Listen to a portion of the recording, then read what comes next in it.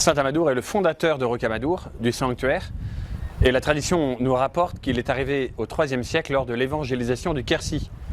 Il était ermite, et c'est lui qui, le premier, au creux de ce rocher, institua le culte à Notre-Dame de Rocamadour. Cet ermite a une longue histoire, puisque en 1166, un corps parfaitement conservé va être retrouvé par les moines qui vont associer leur découverte à la tradition orale. Enfin, nous avions un ermite, un saint, une relique de première catégorie, bien qu'il n'ait fait aucun miracle. Eh bien, Saint Amadour permet d'avoir une très grande aura du sanctuaire. Les gens venaient prier Notre-Dame et vénérer le corps du saint.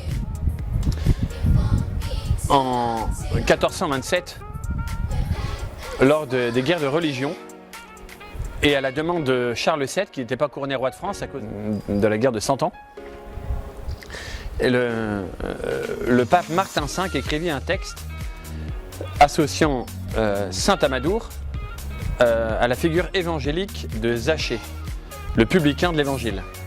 Celui qui, à Jéricho, eut le grand privilège d'accueillir Jésus. À la demande du Christ, aujourd'hui, il faut que j'aille demeurer dans ta maison.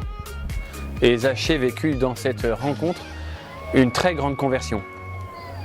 On rapporte qu'ensuite, Zachée, après cette conversion, suivit Jésus dans sa longue marche vers Jérusalem. Et après la résurrection, lors de la première persécution, s'embarqua avec Véronique, dont il était devenu l'époux, dans un bateau. Ils accostèrent à Soulac, dans le Médoc. Véronique mourut là-bas. Il y a encore une basilique qui porte une châsse dans laquelle il y a les reliques de Sainte Véronique. Et Zachée, seul, remontant en barque la Gironde, la Dordogne, l'Alzou, arriva dans ce lieu et évangélisa le sanctuaire préhistorique. Voilà cette tradition orale qui n'a jamais été démentie, ce qui prouve bien sûr son authenticité. Dans aucun autre sanctuaire au monde, d'ailleurs, on revendique les reliques de Zachée, ce qui prouve que nous avons bien ces reliques. En 1562, le corps va être brûlé lors des guerres de religion. Donc après une vénération de 400 ans, les gens vont être profondément choqués et vont récupérer tous les os qui n'ont pas brûlé, qui ont échappé à l'incendie. Et dans un reliquaire en bois doré,